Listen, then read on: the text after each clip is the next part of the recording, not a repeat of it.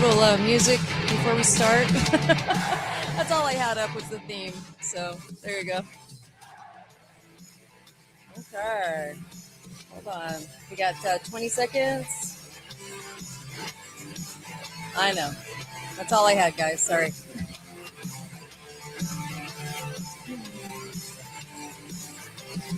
All right. I'm going to roll this back. Here we go.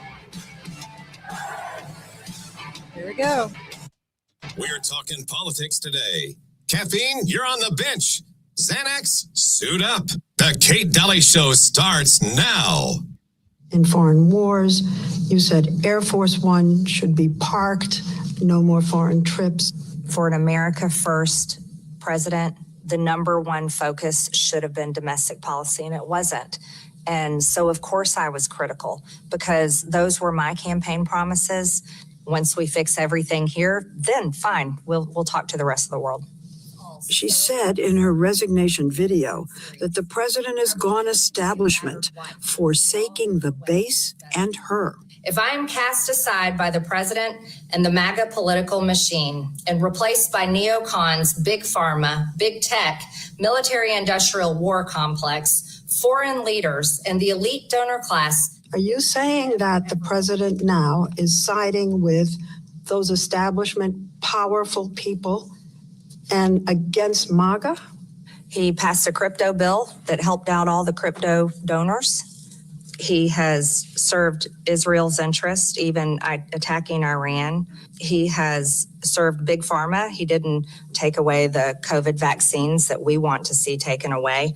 So those are the areas that are still getting everything they want, while the people, we're still out here saying we want to see action on areas for the American people, not for the major industries and the big donors. You went after his, I think you said, trying to entangle us in foreign wars. You said Air Force One should be parked, no more foreign trips. For an America First president, the number one focus should have been domestic policy, and it wasn't. And so, of course, I was critical. And he was extremely angry at me that I had signed the discharge petition to release the files. I fully believe that those women deserve everything they're asking. They're asking for all of it to come out. They deserve it. And he was furious with me. What did he say? He said that it was going to hurt people. All right. Welcome, Kate Daly Show. Of course, that interview last night on the 60 Minutes, and welcome to the show today. All right. So we have so much to talk about. You guys know this because it's Monday, which means it's Dr. Duke Besta is joining us. How are you, Duke? Doing well. Good to be with you guys. Excellent. Yeah, definitely. So it was interesting, this interview. And what was your kind of... when they do these interviews, 60 Minutes is an interesting thing. Okay, Leslie Stahl looked like the Crypt Keeper, but honestly, I was just like, ooh, oh, ouch, get that soft mood lighting on her. But and I don't mean to be mean. It's just that she's been at this for a long time, but she's also very much a person that I think has been very controlled in media. And so it was interesting to see her with her question list, and it was an interesting exchange for sure. There's a lot to talk about today, but I just wanted to start with this. To me, CBS is fake news. I mean, they have more than almost any other daily or once a week program. They are the most spun to the left. There's just no doubt about it. They have no ability to claim that they are neutral. They are very partisan. And you and I both know if this was a Democrat turning on Biden or turning on Obama, they would never get on 60 minutes. They just never would have happened. Yes. And so despite the fact that MTG is a bit of a train wreck to begin with, the left has now, got their claws in her. They, not because they care or not, they just want to abuse Trump with this. And the other thing that bothers me from the conversation from her is you can do, if you're the president of the United States, you have to do multiple things. I would argue that the first thing he did was try to clean up immigration. That was one of his major promises, and he stuck to it. He said he was going to try to get a handle on local crime. Whether you agree with his methods, he's tried to do that. And when it comes to the economy, He's been liberating gas and oil from what Biden did to it. It's undeniably true that gas is down all across the country, and it's going to be probably lower and more affordable next year. And then all these trips have had a purpose. Whether you want to argue the president has the power over tariffs or not, he's brought in trillions of dollars from foreign countries. That's going to take some time to bleed into the economy, but so to me, you can't just do that and ignore what's going in other places. If you're the president of the United States, you can't park Air Force One and say we'll come back to the world in 2 years after we iron out the environment or the economy. It just doesn't work that way. I mean, there's a couple of things. Number one, I don't think she's a train wreck. I actually think some of the things she's saying are very, very true. And I think she and Thomas Massie have always kind of been out there, right, on the microphone, kind of voicing a lot of things that people are thinking. So he didn't do anything about the shots. We're not really taking those away. The things that she mentioned, I actually appreciate those things because they're true. And I was so shocked that the report that, there's, all these deaths, but we're only going to point out, the 10 kids, and that's it. From the government, you didn't really hear anything about Trump. Why isn't Trump out there talking about that? Why isn't he saying, okay, where's the rest of the reports? I mean, there's a lot he could be saying. So she's an interesting one because she's taking herself out of the game, which is weird. Why is she not staying in? So that was a surprise to me that, but I also know that we have a lot of, let me just put it this way. There was a great meme and it said, once you figure out that they've got the argument and the counter argument controlled, you're not truly awake. And I'm like, yeah, I agree with that. I do agree with that. There's a lot to this. I think that when people get picked for their roles in Congress and Senate, and I do mean picked because of the status of our elections being fixed, that you're going to have a control of the argument and the counter argument in the press. But it is weird that she's taking herself out of this. So that was kind of crazy. But I don't see her as a train wreck. I think there are a lot of things that she has said that I have thought or people have thought out there. Don't you think? I think she is a train okay, wreck. I do think that she says some good things. She's not, but she's no Tom Massie. No way. He's got a 30-year career of being who he is. She's a relative newcomer. And she's, like you said, she's already taking her kickball and going home. And she's also acting like a spurned lover with Trump somehow. But you're right. I will agree with that. That is really, well, I think it's fodder for media, to tell you the truth, like a big distraction, at the same time. Absolutely. But yes. Look, I'm going to say this. I think she's an attention whore. I don't think Massie is. I think she is an attention whore. I really do. I think that she's intemperate. But I'm going to say what you said. I think I agree with probably 75% of what she says. But that doesn't mean that I would not put her in the category of a Massie. And I do think she's got a lot of baggage with her. But again, I'll go back what I said before. Yeah, sure. I mean, there's 1,000 things that I'd like the president to do, but he can't do all of them. And I mean, do we think now that Trump is somehow in a conspiracy to keep COVID from us? I don't think that's what's happening. And well, he certainly isn't he isn't really bringing a lot to light. Like he's not saying, let's get rid of the emergency orders that flipped the world, and let's talk about those shots and let's really look at and examine. He's not doing any of that though. That's kind of, it seems to me there's just such a glut of things that have to be done. And I'm as horrible as COVID is, I think he's been doing other things. I mean, Donald Trump, he's not, I'm going to say this again. He's not a conservative. He's really not a Republican. I mean, but I'll tell you this, in my lifetime, he's the one president who's done the most in the first year that he said he was going to do. I think that's actually fair to say. Much of what he said he was going to do, he's tried to do. And I have not seen that in any politician going back to my lifetime. Okay. And even if I don't always agree with his methods, he's trying do what he said he was going to do. And there's just so many fish to fry. There's so many things that are wrong. You can pick anything and say, well, how come he didn't this? And yeah, I'd like to see that done too. But it's not even been a year yet. And then so from that perspective, why not stay in Congress and, realize that this is a 4-year hitch for him, not just a 9-month, get all upset after 9 months, 10 months of actual governance. That just strikes me as, what's the word? Stereotypically female.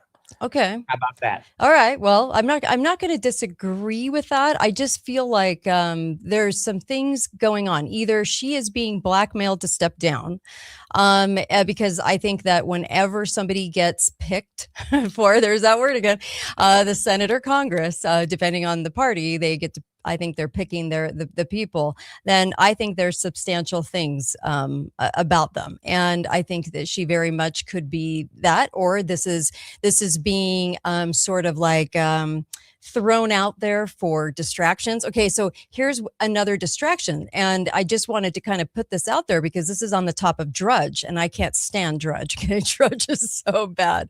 Anyway, they're just, they started out okay, and then they just went horrible. They got totally taken. But here it is. The headline for the New York Times is Trump stands in the middle as Netflix and Paramount vie for the mega deal. And I'm laughing because why is the president of the United States in the middle of the Netflix and Paramount vying for a mega deal anyway? And he shouldn't be. And there are things that that he is doing or accused of not doing or accused of doing that are not legally within the constitutional let's say, parameters of the office of president of the United States. So I'm watching all these headlines, and I think that this is more of a distraction than anything. I think the Marjorie story, if you were to take your emotion out of it, and I also think, not you, but just generally and for the public, I also think that if you took your emotion out of it and you really looked at the way that they play figures off of each other, and because I think that they're picked, see, that's where that's stemming from, then I would say these are just major distractions, and that she's told to walk away. I'm going to take a phone call really quick here. And by the way, the number is 435-680-2503. It's on the bottom of the screen, I think. Let me go check. And we'll take a caller. Go ahead, caller. Yes, first of all, when the president goes outside of his authority to do something, force some action, that is by definition dictatorship, tyranny. That was the definition that was given to us by the founders of tyranny. And one of the definitions of tyranny is also cruel. The president, I disagree with Green on one thing. I agree with much what she said. And you too, Dr. Pesta, on the same point. Trump has done a lot domestically, a lot of harm. He said the first day he was going to stop inflation. First day, and ever since, he's been increasing inflation. By definition, inflation has increased the money supply. Very few Americans know that definition. All that deficit spending that he received, inherited from himself and Biden, he continued that and expanded it, and it's also increased the debt. He also increased the tariff tax. So that's another way, increased the cost of goods and services. Because it should be tariffs or taxes, not both, is what you're saying. No, tariff is a tax. Yes, but I'm saying it's an additional tax on top of taxes we're already paying. So it's making it very difficult. Yeah, yes, these are I new get what taxes. You have to take away one or the other. Yeah. That's right. And they're illegal taxes because he has no authority. So it's tyranny there as well. And then he established the principle that the president can murder whoever he wants to. That is by definition murder. When you go up people on these boats off the shore, some of them are 3,000 miles from America. A bunch of them are out in the Pacific, 3,000 miles out in the Pacific. He's blowing these people up. because they got a drug allegedly on board. Okay. And allegedly, you never, the huge increase in the spending. I mean, he's done a lot domestically that's harmful. Okay. Thank Not you just- for the call. yeah. I really appreciate Sure. the call. I mean, there's a lot that you said. We can dissect a little bit of that, but what are your thoughts, Duke? Well, I mean, I don't agree with him. I don't Yeah. disagree with him, but we kind of weren't talking about that. We were talking about MGT, and I don't think many of the things that the caller just objected to, I don't think MGT would have objected to that. I don't think she would have. So, I mean, if we stick to where we were talking about MGT. I don't think the things that the caller just said, and I think most of what he said is true, but that doesn't. I don't think that's what MGT is angry about. To tell you the truth, I think she's. I think she's the same kind of Republican he is in some ways. So I mean, what I see her getting angry is not that stuff. She's not challenging Trump on those things. I mean, I think what she's trying to say is that he should have immediately fixed the economy, and that it takes time to do that, no matter what you do. And as the caller said, some of the things that he's done has prolonged it. Others have helped, but some has. So it's just one of those things. I mean, we could go back into the conversation we always fall into we've done that to death. With certain callers, we always get dragged back to the question where we have to all start screaming that he's a dictator. Okay, there's not enough times you can say it. I know that, but in this case, I don't think we were talking about that. Even though I think he's right in what most he said. I think there's a twist. You know, people say he's a dictator, and I've never actually agreed with that. I actually think that he is he's very controlled, as they all are, just like Reagan was, just like Bush was, just like Clinton, just like Obama, just like all of them. Okay. And I think that what the object of being in it, well, okay, how do I say this? It's a Monday. Okay. You're controlled. So when you're propped up to do the job, because it's controlled, because there are people that are pulling all the puppet strings, the object is to accuse him of that on a regular basis. So that becomes the argument, instead of people seeing how controlled the presidency truly is. So I think it's part of the theater of, we present you and here's some media fodder to get the leftists who are completely 100% emotional, all like unraveled, is to just keep saying the word dictator. But I think that's part of the script. And I think that there's a direction, there's like a directional move there, so that people argue over that instead of the issues. Right now, especially with that report coming out, it would have been good to have seen more commentary on what happened in 2020 and what happened in 2021 and 22 with the shots in 23. That would have been preferable for me. I would have loved to have seen that happen, but it didn't. And of course, we have all this other fodder, and I think that's by design. So if you're coming at it like from my point of view, when people get into an argument, like into statements that are very much toward his personality, then I just go, yeah, that's not where I'm at. I'm at looking at the whole thing and saying, this is so controlled that there is these scripts, I think, that come out for them to play certain parts, whether it's against each other or whether the press takes it and runs with it, whatever the case may be. But that's because I'm coming from a place where I'm looking at the election stuff and I'm going, yeah, there was a placement. Same reason that I could say he was going in 3 years ago and say, you know what, audience, he's going in and they're going to put him in. And this is why, when no one thought he was going to go in because of all the trials, remember? So I think that's where I'm coming from, is seeing it just with a different twist, I guess, if that makes sense. Well, I think that's true. I also think that Trump is personality wise, considers himself the final authority. I mean, I think it's why he gets involved in petty things. It's why he wastes what. See, I think that's by design. I think that's scripted. I do. I think it's not scripted like they're actually reading off a script, but this is what's supposed to be in front of our eyeballs all the time instead of ever talking about the bigger issues, the things we have in play, what happened to elections in 2004, what's been happening to us with tyranny and digital stuff coming in and digital ID and all of those moves. There's nothing really happening to stop that, nor is there any removal whatsoever of the deep state. That's why I think that it's more, and I'm so sorry to interrupt, that it's just that's why I think this is so theatrical play for all of us to be talking about. They want us just to be talking about Marjorie today, Marjorie and Leslie Stahl, the Crypt Keeper. So, well, do you know what I mean? I'm sure the left wants that because I think both. It's also true that anything that even in the remotest is going to make Trump look worse than he is, they're going to be all over that. I mean, that's absolutely for sure. But I mean, so are you suggesting he's deep state as much as Biden was? Is he? Oh, I think it's all deep state. Yeah, I think 100%. I think the whole office of the presidency is. Yeah, I don't think so. I mean, certainly that's a possibility. I mean, he's different. He's a different kind of deep stater than some of the other ones we've had.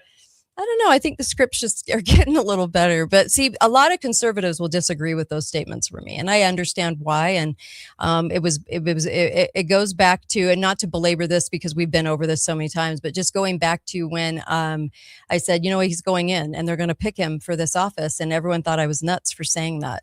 And I put a lot of credibility on the line because people were genuinely like not happy with me saying this, and that I was like some sort of like traitor, right? I'm like, no, just look at the whole thing because something's wrong here, and they're already telling you in the media that he's going to be vying for president, and I just knew in my gut that they were going to put him in, regardless of what the media was saying about his trials. And so if I could say that and I could go back to that, and I knew that then, yeah, I very much think that everything about the presidency is deep state, coordinated, and there is nothing real about the presidency. But you can answer that in just a second. I just want to take a phone call really fast. I also want to address Pearl Harbor and all kinds of things today. But go ahead, caller, you're live. Hi. I just think this whole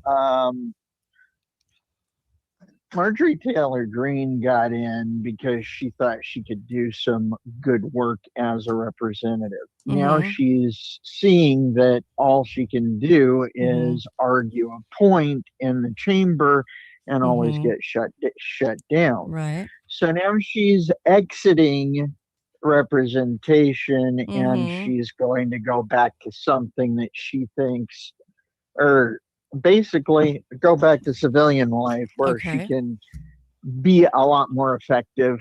Okay. And I think that civilian life actually is more effective. The thing is, it can act as a distraction, the whole Trump versus MTG argument, because, well, there are more important things that are being put through by executive orders, such as, for instance, AI centralization. That's a big issue that no one's talking about because of the struggle within the Republican Party. The thing is, we Republicans have a tendency to eat our own. Well, I think because we're a little more objective about what's happening, we're not just, I don't see us on the emotional roller coaster of the leftist party. Oh yeah. We're not on that roller coaster. Yeah. But the thing is, we do have a tendency to say, well, this is the thing. I call everyone out on anything that they do that is absolutely distasteful, such as AI centralization. AI is a tool. If you centralize Craftsman, Ryobi, or DeWalt into one company, you're creating a monopoly. And that is illegal according to our system. Yes. I'm gonna let Dr. Pesta comment on this, and I so appreciate the phone call. Thank you so much. Go ahead, Pesta. Well, I thought it was a great Pasta? observation that Yeah. she's probably better off Yeah. not in Congress. I mean, she was very grandiose and annoyed a lot of people, and which is not a bad thing to annoy people, but I think she overestimated what she was going to get done. I think she had her own agenda, and she sort of foolishly thought that the president was on the same page as her. And when she found out that wasn't the case, I think she had a come to Jesus moment where she decided to get out of it. But she, like, I go back to what I said before. I mean, she really liked the spotlight. And you know how I know it? Now that she's talking to any lefty who sticks a microphone under her face, she's happy to talk about that as well. I don't see what she said on 60 Minutes the other day. I don't see that helping anybody get closer to what she says she wants. So there's that aspect of it as well. Okay. Do you think that they could control one president but not the other when they put somebody in? Do you think that they would take a break or take a step back, the deep state? Say that one more time. So if they could control, if they could control Biden and they could put Biden in when you know that America did not vote for him and he wasn't the most popular man in history, don't you think they can control Trump? I mean, if they can control one, couldn't they control the other? So I guess my question so you're saying the whole time he was running the second time, he was a chosen candidate. I don't think we've had a real president for decades. I really don't. I think that it's a lot of pomp and circumstance, and I think there's a lot surrounding it to make us think that our elections matter. But I think that all the deep state moves have brought us to certain things that have happened along the way, and nothing is ever repealed that's happened to us. Liberty stolen, and even like in our healthcare, everything, nothing ever goes the other way. So I would say if they could control Biden's election and they could put Biden in, even though I think America actually voted for Trump in 2020, then they can control this election. But I think they've controlled all of them. I mean, for decades. Certainly that can be true. But if it is true, then we should be able to predict with some accuracy who are they going to pick next. So I'm not asking for a name, but what qualities then? So they've pivoted from your thesis. They've pivoted from Biden to Trump for a reason. And then the question should be, and if this has been controlled for a long time, the question is, without needing a name or a particular candidate, what kind of a president are they going to follow up with after Trump is done? Well, we had a part black one. The next one would be a woman. So they, if I had to hedge a bet on it at this point, they will groom a woman. Not sure who that is yet, but they will be grooming a woman, and that she'll probably surface in the mainstream media within the next year, and they'll start interjecting, talking about her as a possible contender. And I actually think it would be a woman. Democrat or Republican? Or does it matter? Well, it doesn't matter generally because the deep state runs the show anyway. But I think that it will actually be a Democrat. I actually think they'll either do is something's going to either happen to Trump or they put JD Vance in, because the media has kind of been telling us this, that he is so presidential and da da da da da. So the idea would be then to have Vance succeed him, or they put in a woman who's a Democrat. It would not surprise me at all. Either way, if it went either way. Well, I mean, but we get the same outcome. I think the woman is a good idea. I mean, it's a good candidate to pick for this. Now they ran two very high profile women, didn't get anywhere. You think, it seems to me that if I were them, if I'm playing the deep state, if it were me, I would choose a malleable female on the Republican side, much more than the Democrat. I mean, it would seem to me that to play this out the way you're saying it, it seems like if you had a charismatic woman on the right, I think that would not surprise me at all. Would not Yeah. surprise me at all. Yeah, because they like to go for the illusion of, see, this makes everything better now. Now all of you, because do you remember when they put weirdo Obama in there, and it was see, now our world's going to come together. Now we have a black president, and what did it do? Nothing except create more divide. So it always backfires because it has nothing to do with gender or race. It has everything to do with is the person actually going to stand for anything, which they aren't, because when you're that high up, you're going to have to be picked. So, and you're going to have to get the nod from certain countries across the pond. And so there are things that happen when you're in the presidency. There's no way an outsider is going to ever get in.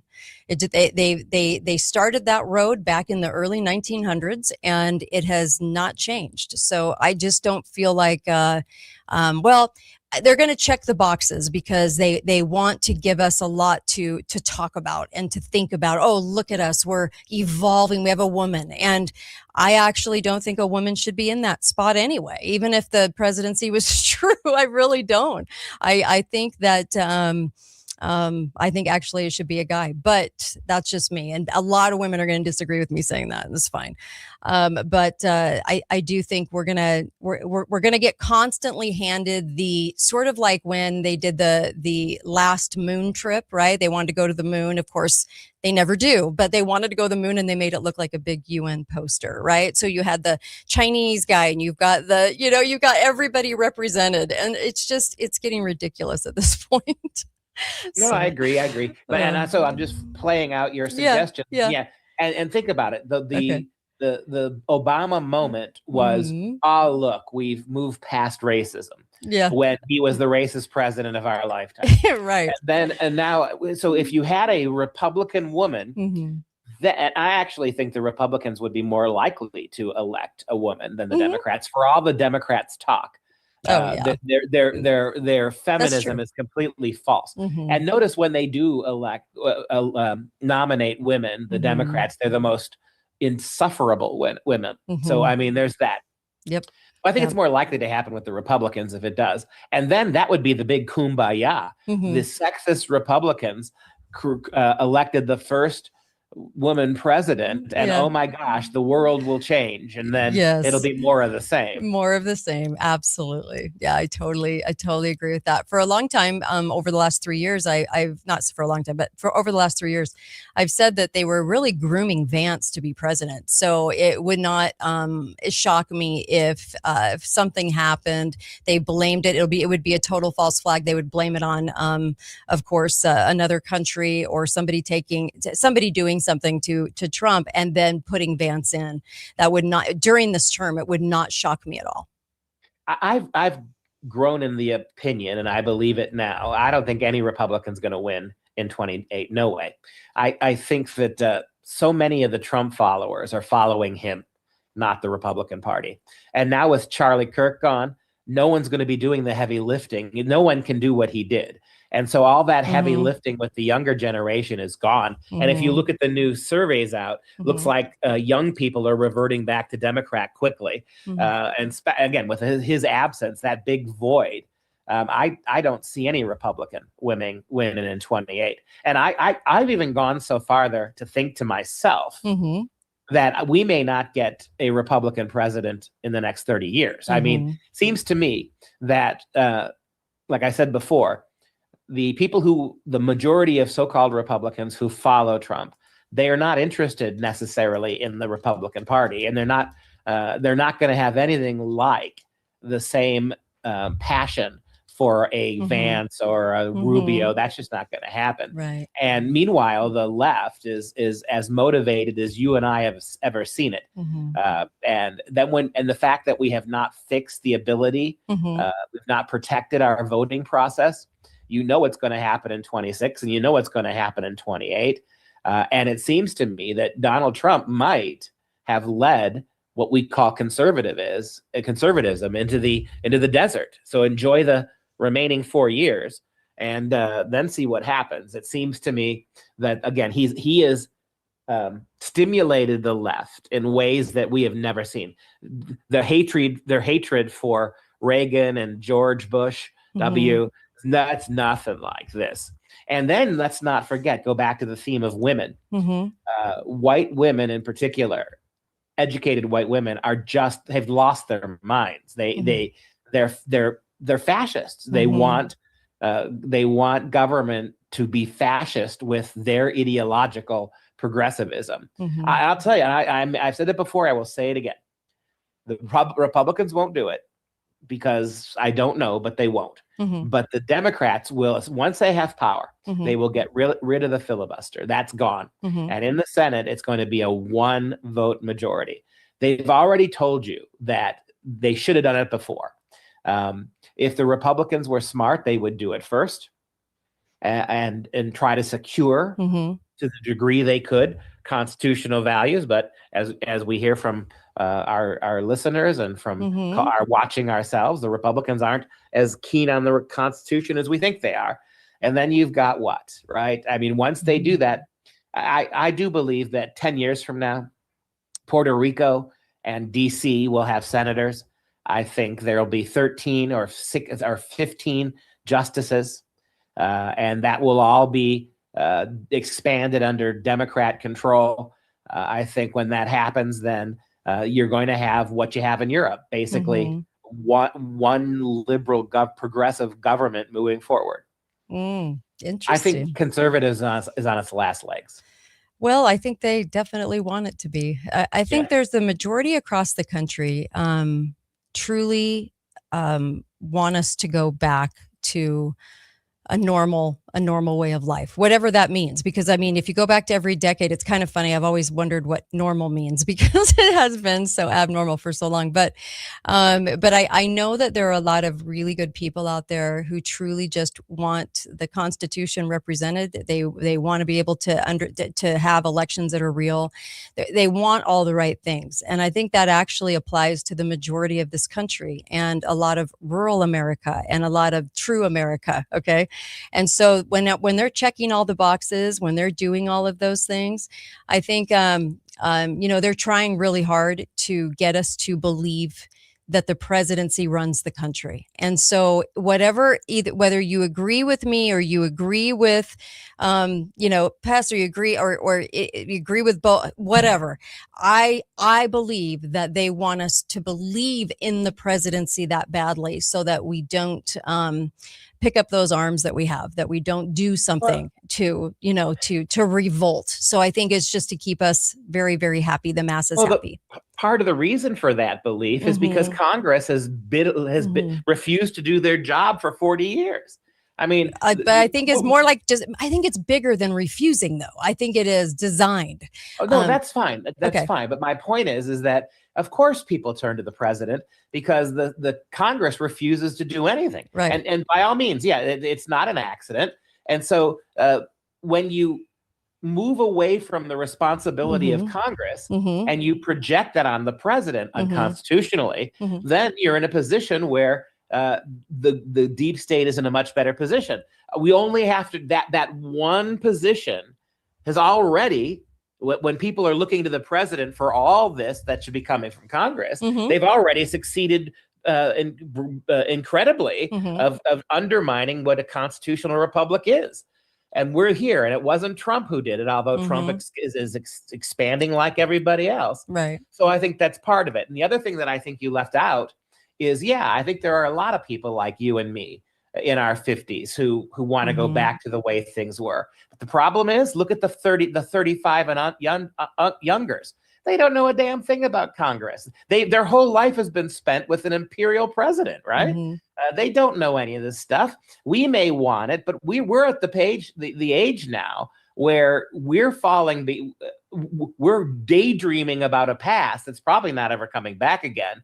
And when these young kids who have been the mother's milk of education with them has been socialism for 30, 40 years now. Right. I mean, put the 35 and unders in charge. This will be a socialist country immediately.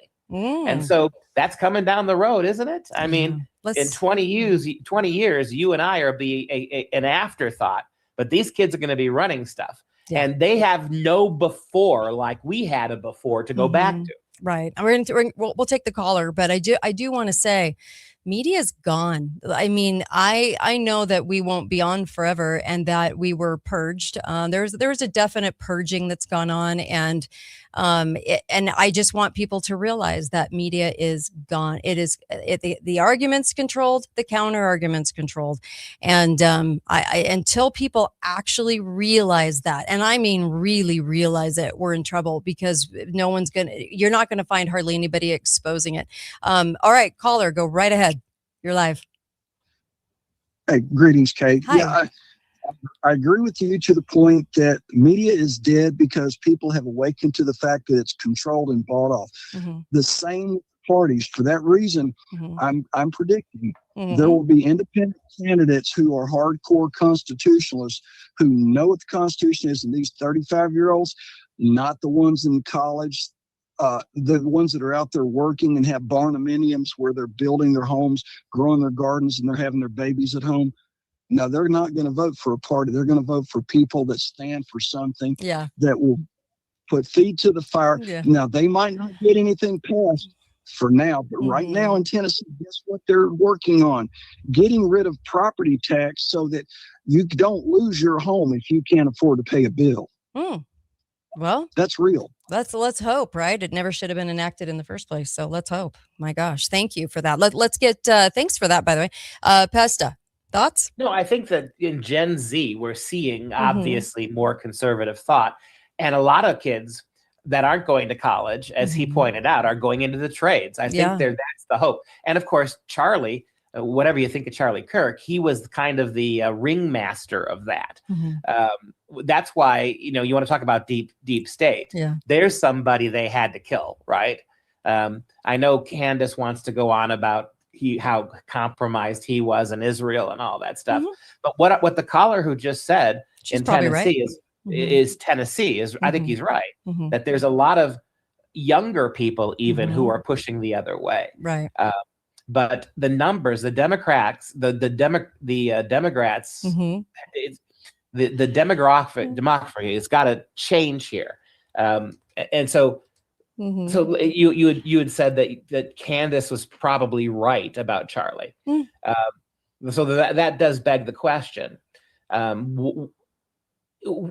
If Charlie himself was working for the deep state as in the beginning, I'm sure. Yeah. I mean, well, not just in the beginning, but yeah, I think Turning Point was a creation of the deep state. Okay. If that's true, then we really don't have an honest younger group of people who are going to go the other way. If what you're telling me is true. Yeah, they'll be led. All right. If that's true, then how can what the caller just said be true? Where does it come from? And how are they working independently going to change anything? If I were people out there, I would not join groups that are very large. I would stay away from that, to tell you the truth. I think that there's so much infiltration. There's absolutely zero way. I've had people contact me and want me to get into all these different nationwide groups, and I won't do it. I would never do it because I know they're controlled. The money is behind them. They have a lot of different agendas going on, even if it is to just twist a little bit, people's belief in things. And what would be better for the deep state is to eyeball something like Turning Point and turn it into something that leads a lot of kids that actually want really good things, but leads them away and gives them the 10% BS on the 90% of truth that's going to be told, but the 10% spin. So I would never join a group. I just will not do it.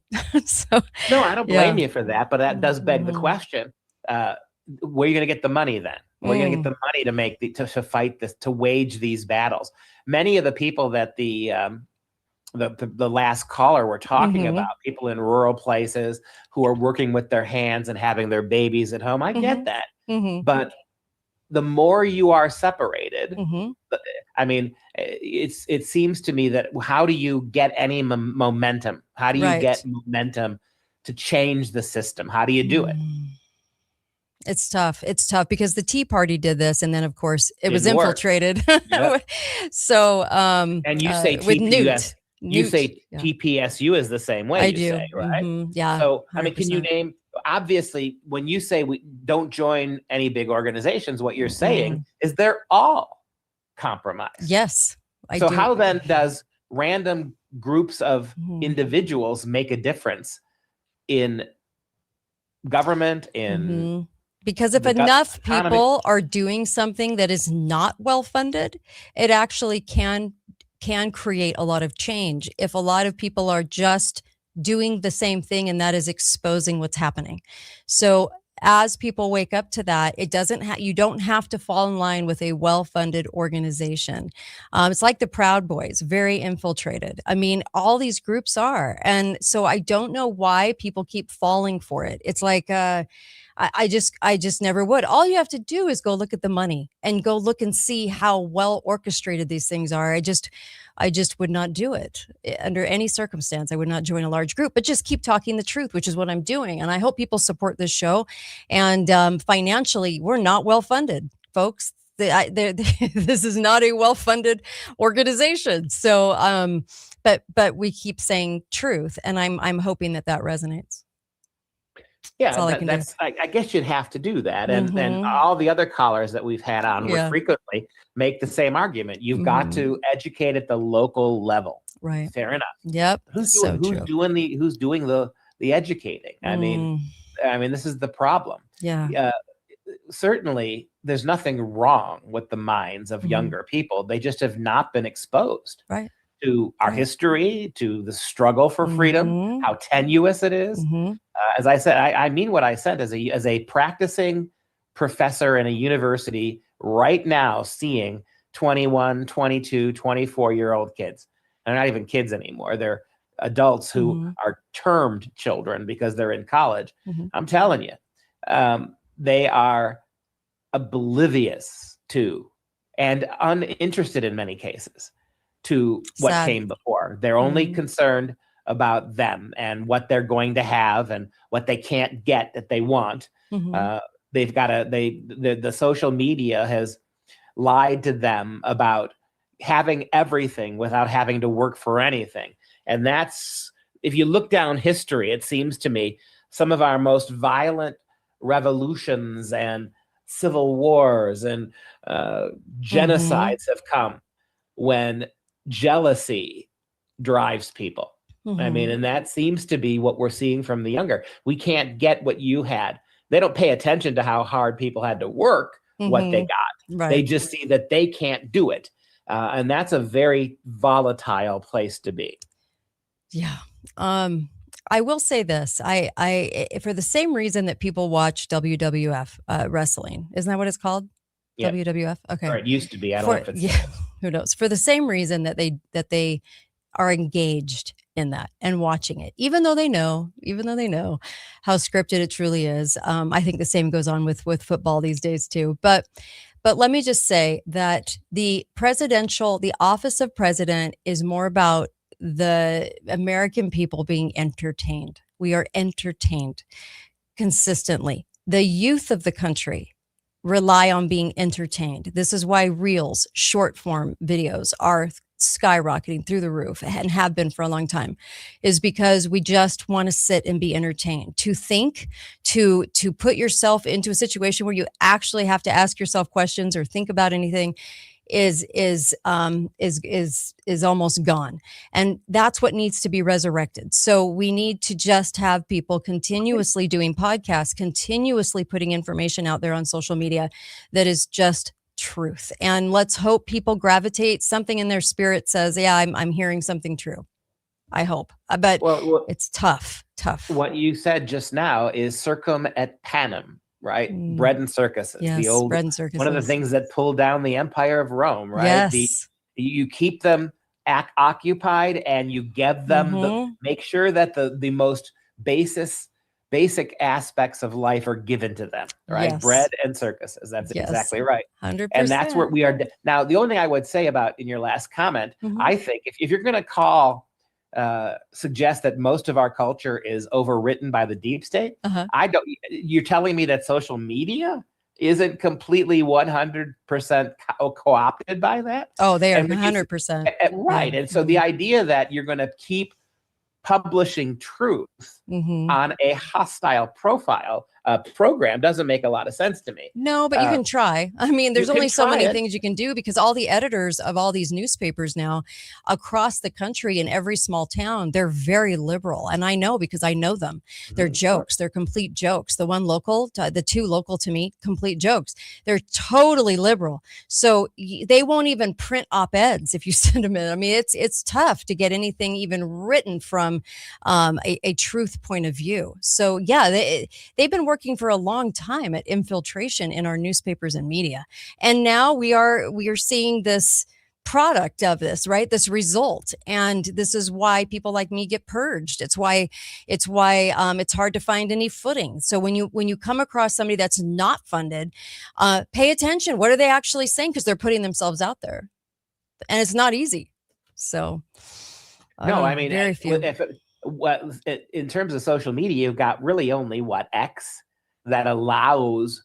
I mean, to me, one of the great success stories of free speech in the 21st century is what Musk has done with X. The fact that Musk allows the right to parody the left is amazing. It's driving the progressives crazy, and it's actually, pricking their balloons. I mean, I've said this before, I don't think Donald Trump would have won if it weren't for people being able to speak out against the progressives on X in ways they had been banned for doing so in 2020.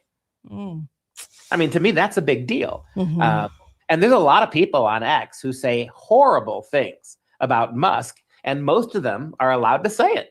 So, I mean, that's an example. And when you allow genuine freedom to speak on those platforms with everybody else, then a lot of people get turned to it, right? I mean, because the truth is, once you're presented with the truth, then you become more curious for it. But where do you find it on TV? Not even Fox News do you get it from. Where do you look to find those few outlets that do that? I suppose you should find them, but then when you start, then do you start donating to them? And let's hope. Right? Let's hope we care enough about freedom of speech, the last remaining bit of it, that that we do something to shore it up. And so, I think it's going to be vital to us, but I don't think we realize that we're going to have to sacrifice to keep it alive. A lot of people just want free entertainment. They want free media. And as long as that happens, you're going to get dosed your free media into the argument being controlled and the counter argument being controlled. And if people start really seeing that, they're actually more apt to pay for blogs and podcasts for people that actually are speaking the truth. I think there's a shift that happens when you go, oh my gosh, I can't get anything that's true, that's truly true.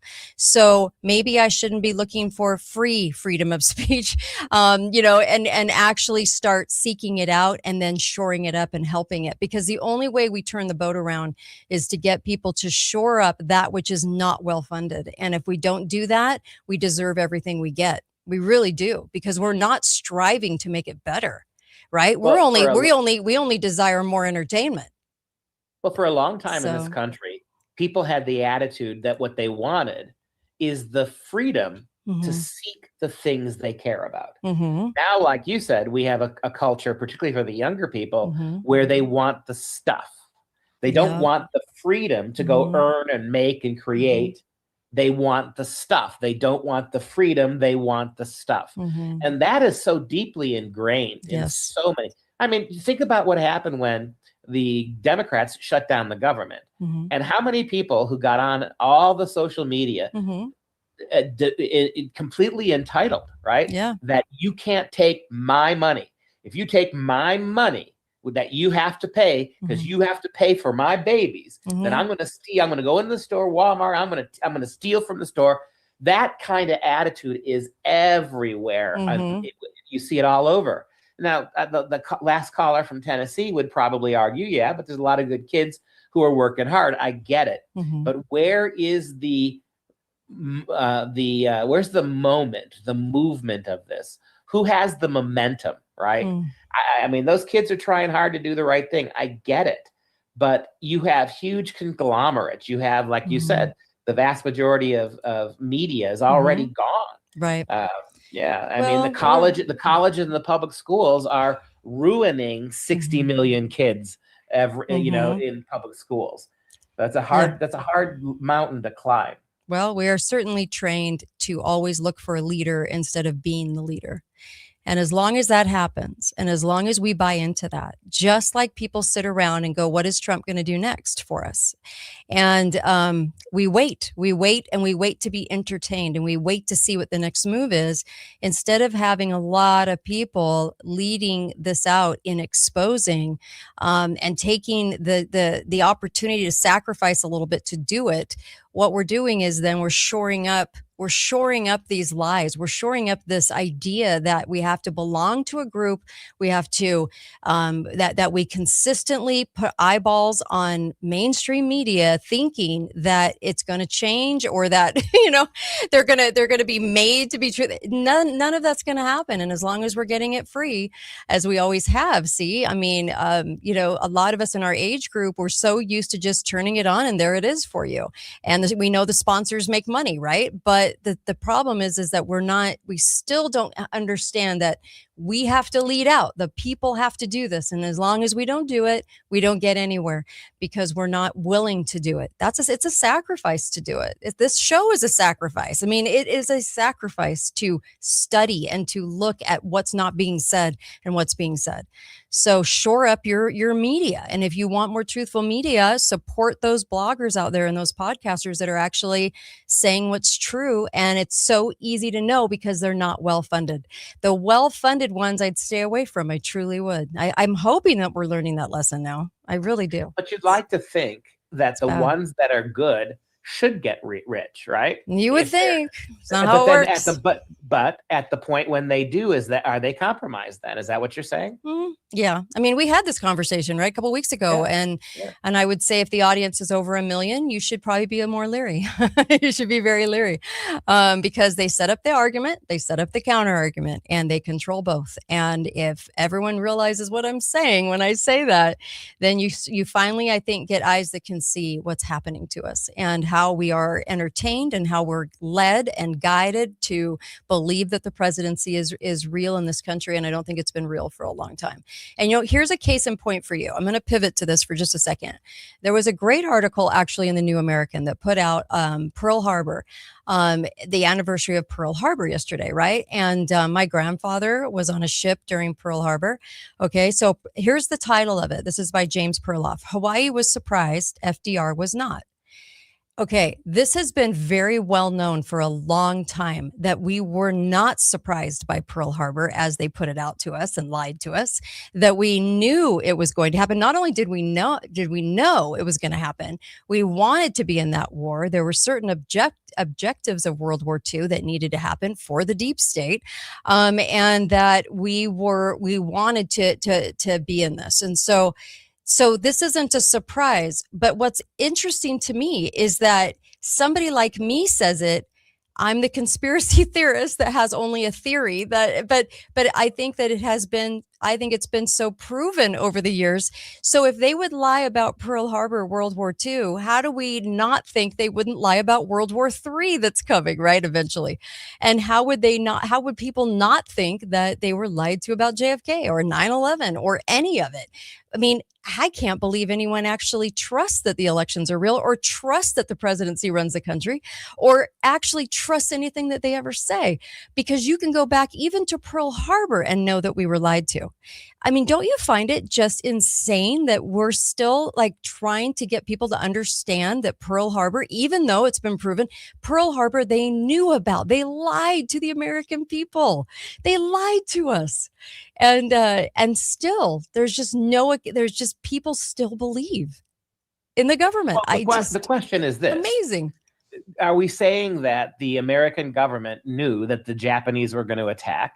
Or are we saying that the American government urged to, or enabled to, or encouraged the Japanese to attack? I think they're different things. I think it was deliberately withheld, and I think that they actually bold-faced lied to the American people about it. But what did they lie about?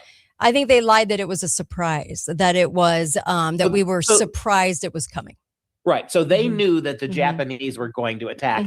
They may not have known where, but and I get it. That is a big lie. But that's not the same as saying that somehow the Americans were complicit with what the Japanese did. Or that because the Japanese, unless you're saying that there was no difference between the American government in 1941 and the Japanese government, that they were working in cahoots. Now, that doesn't make sense to me. But not all. But I think there were a few, yes, that sincerely desired, because remember, the office of the presidency was pretty much taken over in the early 1900s. So they commandeered that post, right? And so if people realize that, go read The President Makers, right, by Don Fotheringham. It spells it out beautifully. If people do understand that, then you come to this conclusion that a few of the people in our government, maybe more, but a few of the people actually did understand and know that this was directed because of the things that they wanted out of World War II. So not all people in government would know. I think this is very much compartmentalized. But I think the deep state's been alive and well for hundreds of years. And I think that they are very good at crafting and getting infiltrated into certain positions, and that they have handlers. There's people that have handlers, and that there's a certain direction of movement towards how we take the American people. And if we want to take them into war, even though after World War I, we were promised there wouldn't be another one because it wasn't even called World War I, right? So because we didn't think there was going to be a two. And so in order to do that, they had to play these cards very handily in order to get people to be patriotic towards it. And it had to be a surprise attack, just like 9/11 had to be a surprise to throw us into the Iraq war. They used the same playbook over and over again because it works. But if you want to just halt on the comment to that, because I do want you to comment on that. Let's take a quick call. Go ahead, caller. You're live. Hi, good afternoon, Hi. folks. You know, I would say, Kate, I'm in agreement with you that the whole thing was contrived. World War II, all the wars are.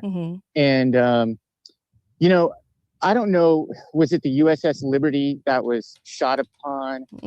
And, you know, we didn't allow, we didn't do anything about it. So they wanted World War II. Albert Pike talked about it in the 1800s. He predicted, you know, Scottish Rite Freemason. He predicted World War I, predicted World War II before these wars even happened. Obviously, it was in the 1800s, and predicted World War III. He said World War III is going to be between the nation that you're not allowed to talk about, the Christians and the Muslims. And you see them building that up right now.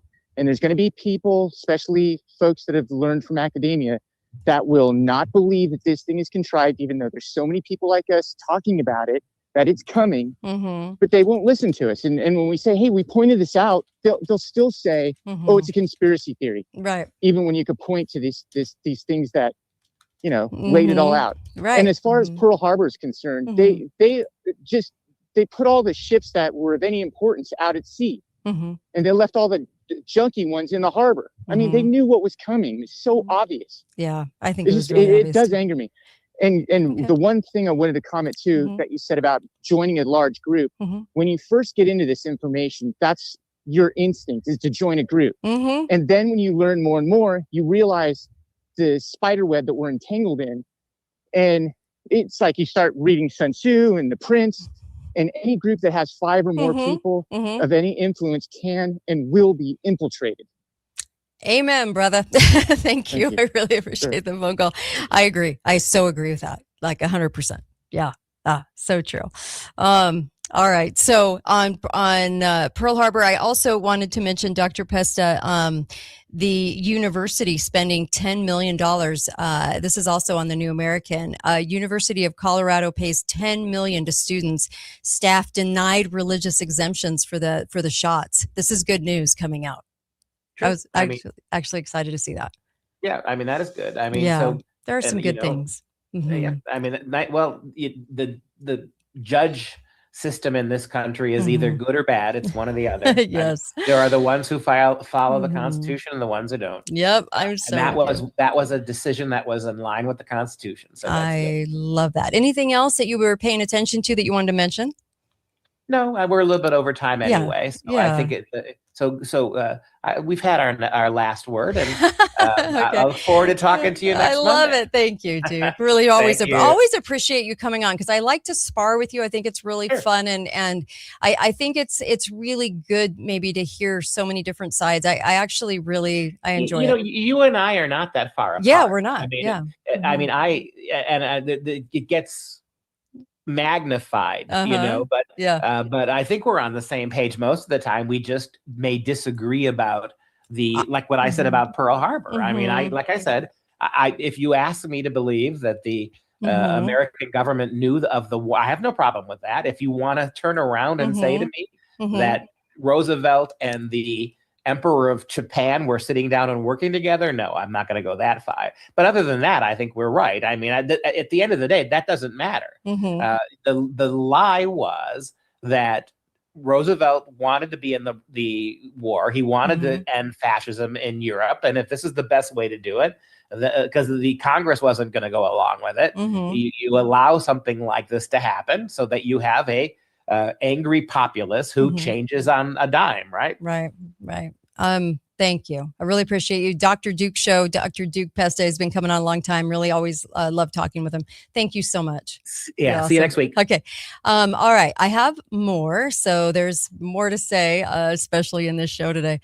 All right. So a couple of things. There was also that is a big deal about the lawsuits because I'm just hoping people really realize that about the lawsuits, about the University of Colorado actually having to pay out because they denied religious exemptions. So that's a good move. So you can feel good about that today. There's a lot. See, I think the difference between Dr. Duke and I is Dr. Duke Pesta and he's been doing phenomenal work. The first time I ever met him was Common Core when he was speaking out about Common Core, and I had him as a guest on the show. And then he became a regular, and it's been always really good to be able to talk with him. But I think the main difference between us, honestly, if I had to pick one, would be I feel that it's a lot more controlled than the average person. And I don't think it involves everybody having to be controlled. I think that there are a precious few that actually understand and know the infiltration and why they're there and what the agenda is. And I actually think it's Satan's agenda. I really do. And I think that it's way more controlled over the last 125 years than we want to think it is. So that's probably the main difference between us. And that's why I'm always coming from this point of view. Hi, caller. Welcome to the show. Go right ahead. Yeah, Kate, Hey. very interesting. Yeah, show there with Mr. Duke. Are you aware that this week 1,000 pastors, I believe it's this week, are headed to Israel? No. Okay, they are. In fact, a lot of people. I'm not saying that Tucker Carlson is reporting this, but I know he's been mentioning stuff like this for a while now, and that's where I throw in on what you guys are talking about.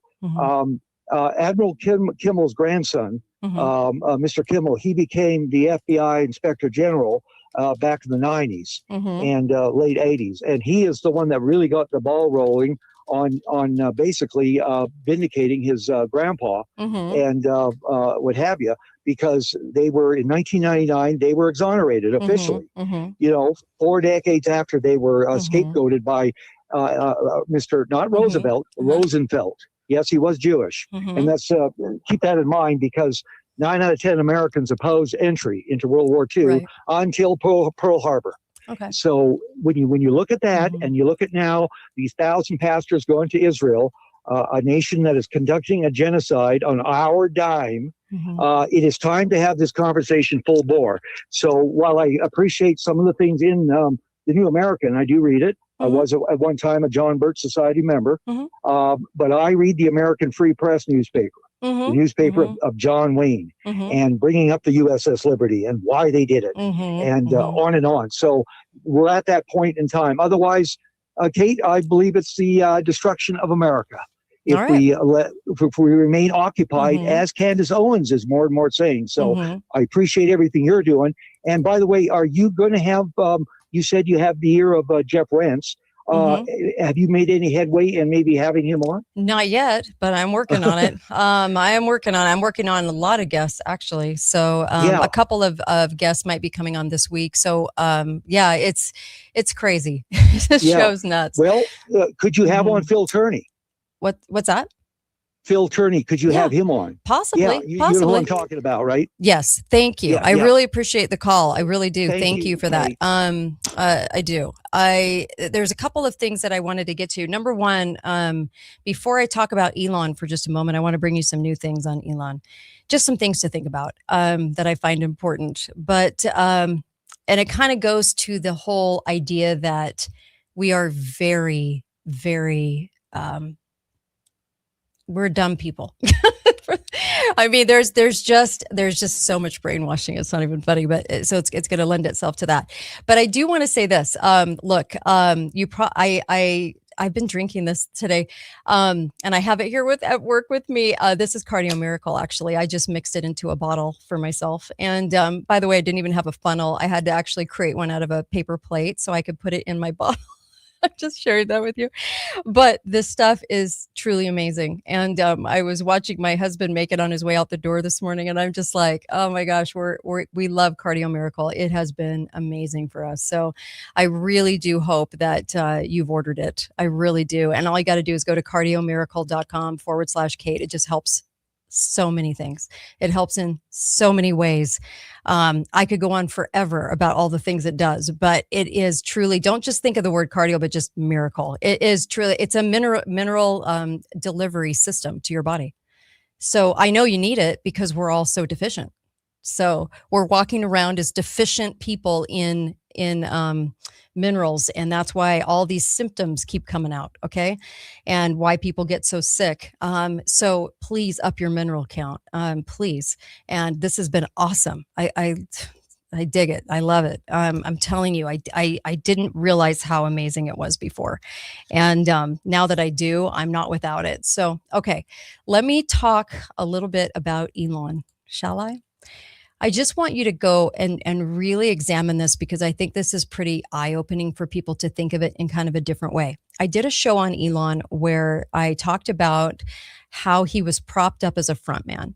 And I did the show and so many people did not agree with me, okay? In fact, they were just like, oh no, he's speaking to the conservatives and he speaks about freedom. There's no way that he's owned. But I want you to really examine him again, okay, for just a moment. And I want you to think about the companies that he has started. When he started out, he was sort of a nobody knew him, no name, whatever, no name, okay? And he invents, I'm going to say it in air quotes, he invents this app that's really about mapping cities, okay? I think something that actually was pretty generic, and I think that it was already made. But okay, we'll say that he invented this. And then he turned around and sold it for 300 million plus. Okay, I've done this show where I've talked about the fact that he was set up as a front man. And what I find kind of interesting is last week I was talking a little bit about Starlink, and I was talking about the investors coming out and going, hey, we're eyeing Starlink for a public IPO. You know, it's gonna have its IPO and it's gonna be made public. So you'd probably want to get in on this because it's going to change the face of the future. It's going to buy out AT&T. It's going to buy out all the big guys, and this is going to be it's satellite phones essentially for everybody. Okay, and how that's going to work. So, and that this could happen even as early as January, but projected to happen in the next couple of years, whatever. And so there were a lot of people coming out and saying, you know, hey, if I were going to tell you what to get into, like I predicted Amazon and Facebook, you should get into Starlink. Okay. But I want you to take a closer look at this, just in a different way. So he comes out with this company, and a month later, after he sells and he gets money from a front CIA company, okay, for his mapping thing that was so amazing, they came in and paid this nobody who looked like a little troll. Okay, Elon looks completely different now. They pay this, they pay him off, but he doesn't make 300 million plus. Okay. He makes around 22 million after everything is said and done.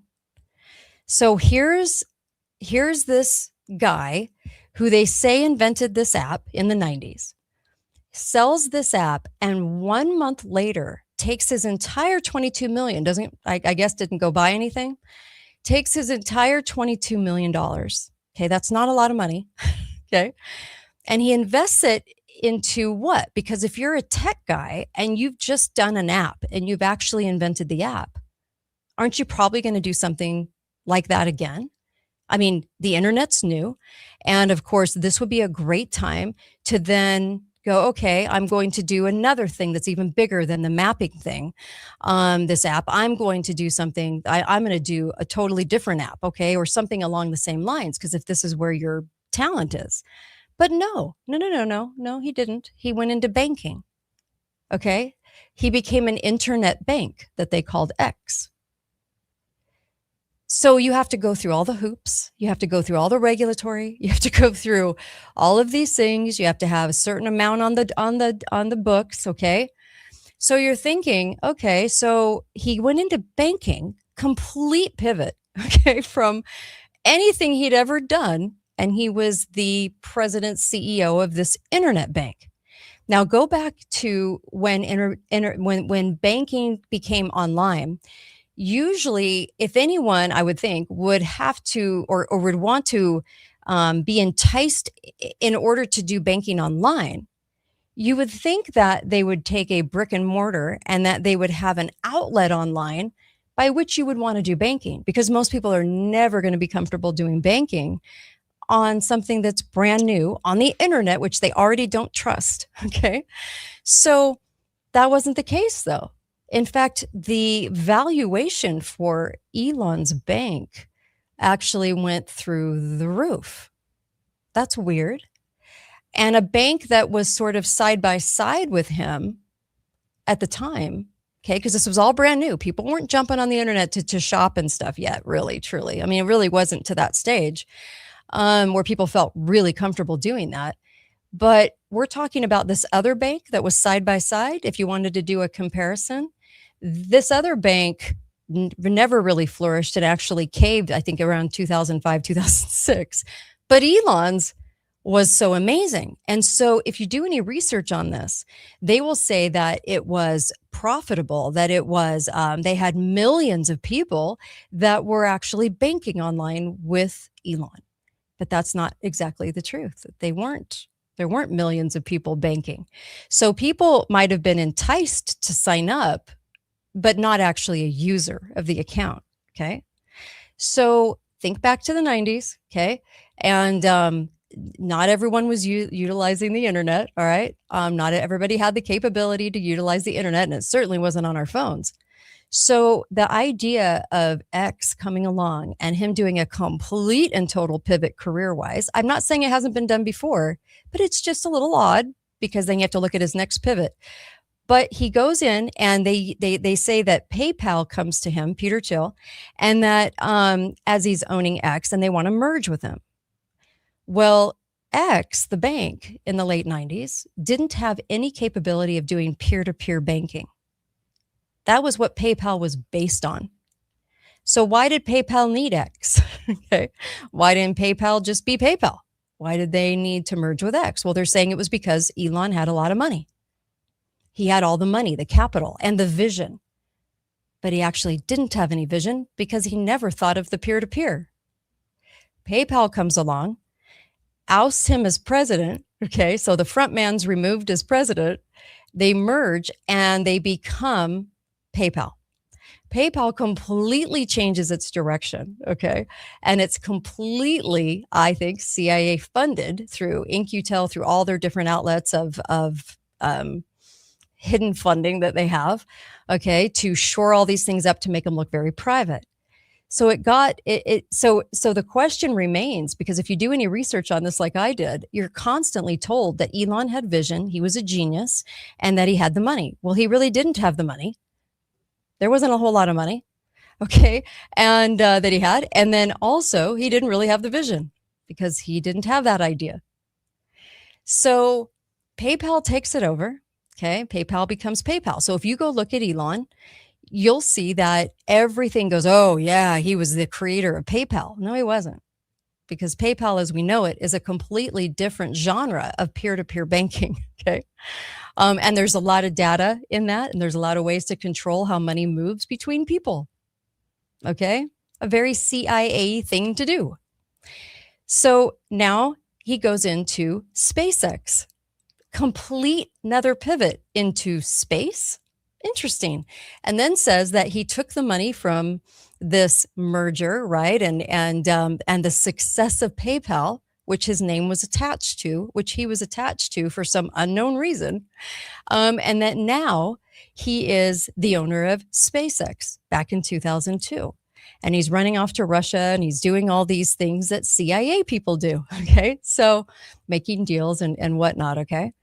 So what's interesting is X was never really profitable. Okay. SpaceX has never actually been extremely profitable. All right. So what they say now is that Starlink is the one since 2023 that was able to break a profit that supports SpaceX. Where's all the money coming from?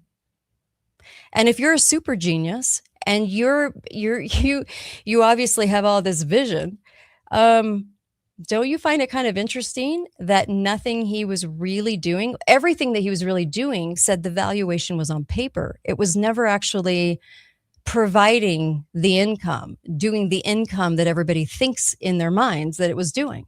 The money was coming from somewhere and being spent on things that you and I can't own. We can't own SpaceX, okay? So when you're really looking at Elon, he doesn't have a track record of vision anything, truly. There wasn't a success record of profitability that would have explained his money, truly, okay? Because they waited till 2023 to say that Starlink finally, because Starlink didn't really make any money either. The output was a lot, but it wasn't really doing what I think people thought it was doing, okay? But the history books now say that, oh, it was his success of X, his success of SpaceX, his success of Starlink, right? And his success of Tesla. But Tesla didn't even actually really get a huge profit until like 2020. So what was he doing for all those years, right? In the 2000s, and then of course from 2010 to 2020, what was going on there that would have provided him with all this money? Because yeah, you can look good on paper, but why would they be doing a valuation on paper and consistently saying that on paper you look good and we're valuating you high when investors still at the same time know that there isn't much being made, right? There's a lot of money going in. Okay. So you're thinking, well, is it money laundering? I mean, is this how they do it and how they try to say that these are all private companies when actually they're held by frontmen like Jeff Bezos and Mark Zuckerberg and Elon? Because if you really examine where he's coming from and what he has actually done, you're going to find a lot of holes in the story. It is not going to be what you think it is. When you start to look back, you're like, wait a minute, what was he so successful at? What was he actually doing? Where was the money actually coming from? And for somebody to hard pivot 3 different times, and I don't mean within the same sort of genre, I mean completely different genres, from tech apps to banking to space, okay? Then to satellite, right? Internet, okay? To cars. So is he a front man being dispersed into all of these, made to look like boy genius, made to look like a gazillionaire, and made to look like that he's capable of doing all these things? Same thing with Bill Gates, okay? Bill Gates never really did anything successfully. And Windows was actually already coming to pass by Air Force intelligence and had. And so that's why you saw the articles in the mid 70s saying that that the personal computer, that the computer was already there, the Altair. Okay. Bill Gates never actually did anything. But then Bill Gates is a boy genius and does all of this business as the head of Microsoft. Okay. And then hard pivots into health and vaccines, hard pivots into all these other areas. I just found it a little weird, a little similar. Okay. So just looking back at Elon, if you were an investor and you were really looking at Elon and what he's actually done and hasn't done, I don't think you'd find a lot of success there. I don't think you're going to find what we've been told in the history books. Because even if I put out there, and I did this with the internet, okay, so we only had certain amount of people even on the internet back in the 90s, and banking was not successful on the internet. That's why the other company that was competing with X actually caved, because it couldn't be profitable. People didn't want to do business. They didn't feel comfortable, right, with online banking yet, only for very trivial things. But I'm talking, you just wouldn't have felt comfortable. People wanted a brick and mortar. They just wanted to know their money was secure. So it couldn't have worked. So that's why I don't know if people really will take the time to go back and examine who these people really are, and how they actually got the money, because the story keeps contradicting itself over and over and over again. The first thing that the media will tell you is that he was such a visionary and such a success that everyone wanted to do business with him. But in actuality, he really wasn't that successful.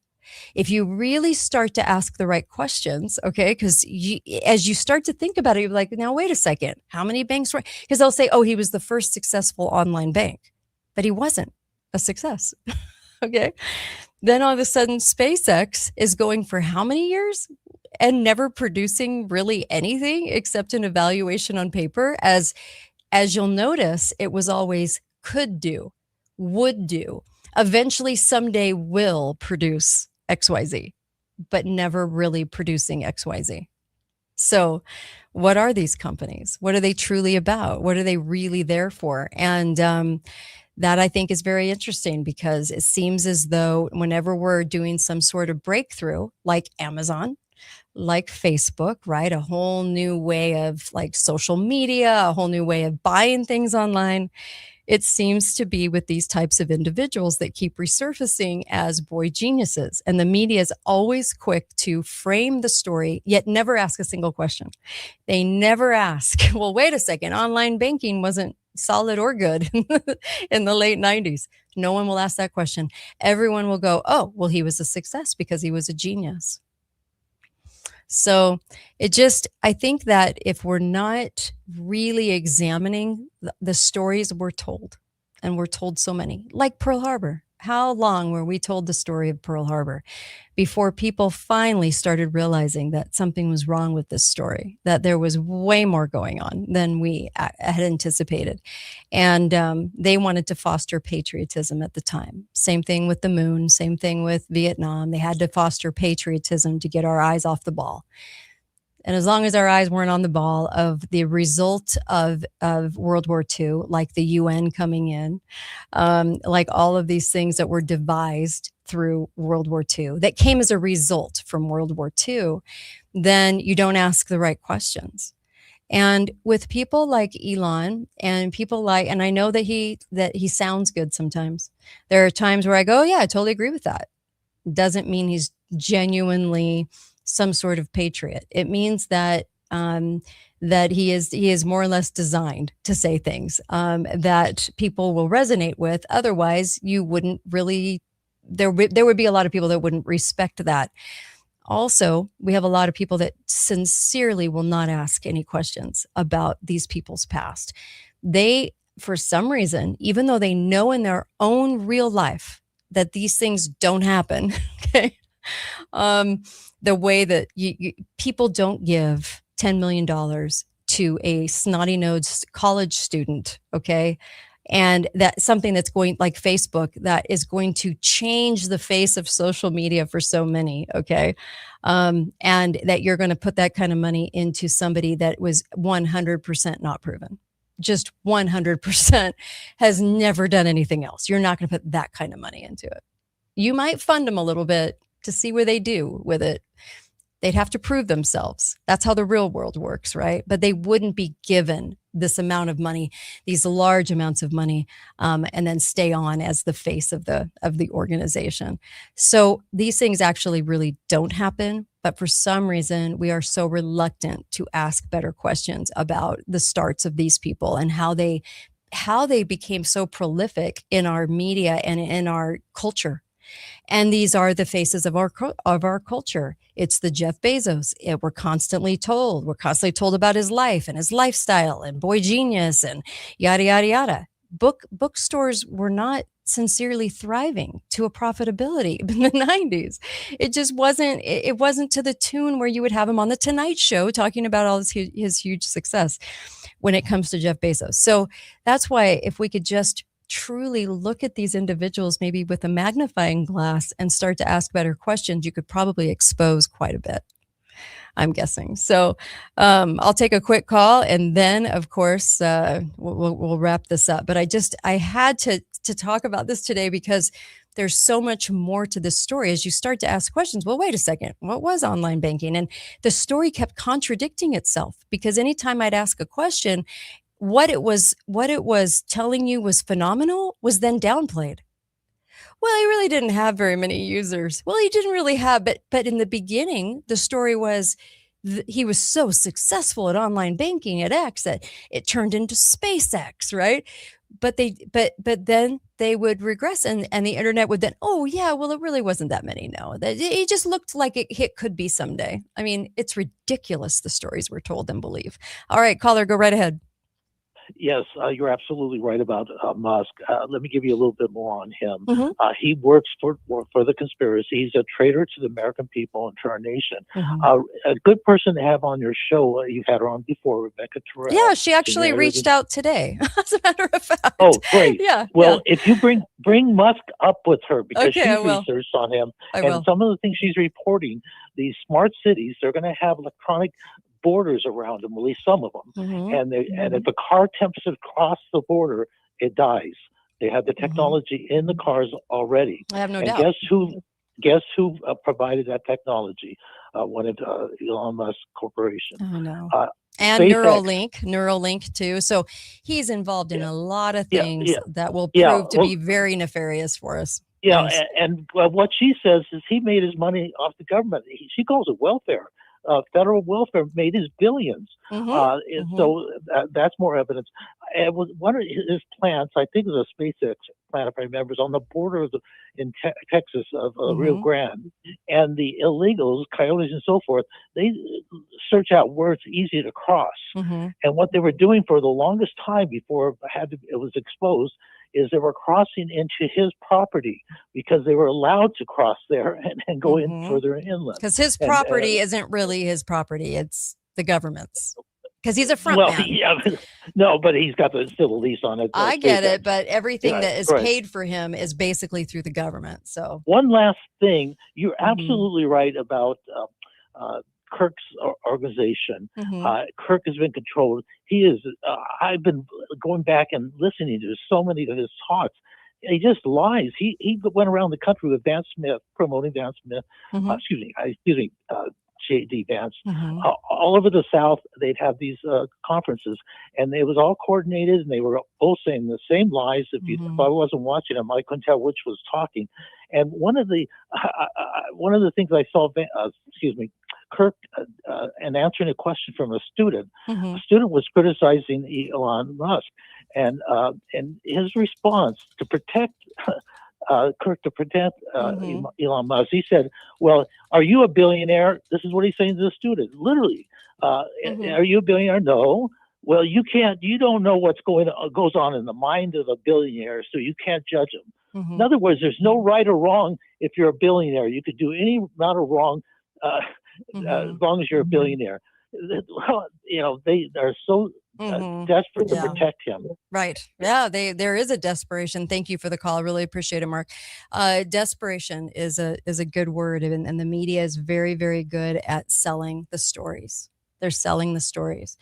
And they say there's about 7 million users of Starlink. I think the numbers are inflated, just like I think the numbers are inflated with the water usage for the AI databases. I think so much is inflated. And on the stories about Elon, you'll find as you start to really examine, you'll just start to see the holes. It's really amazing how many words are used to describe every business he's a part of. But honestly, really look at the money behind it. I can't believe how many holes there are in this story. Same with Bezos, same with Marky Mark Zuckerberg. Frontman, 100%. 100%. And we have a lot more frontmen than that. But these are the ones they like to highlight all the time in our media. We get to hear about their weddings, their lives, with stories about them constantly and how they never retire. Bill Gates never wants to retire. Oh no, but he's in our health and education. Okay. From computers to health to education. Interesting. And at the forefront, no less. And the only one that the CDC has ever partnered with that's supposedly private is Bill Gates. So there's a lot there that I think needs to be digested by the American people in poking holes, just as you would with the Pearl Harbor story being a surprise. I find this with just about everything I'm looking at and reviewing, but it is pretty amazing what we're told and what we believe. So I leave you with that, not to depress you, but just to expose, because I know Elon gets a lot of conservatives on his side, and I think he's supposed to. I think that he is selling Neuralink. He's selling all of these things that are going to be horrendous for us in the future. So they want people to like him, generally, the main population to like him. So I think that's why the script for Elon is to talk about freedom, to talk about these things a lot, because they have to make him look this way.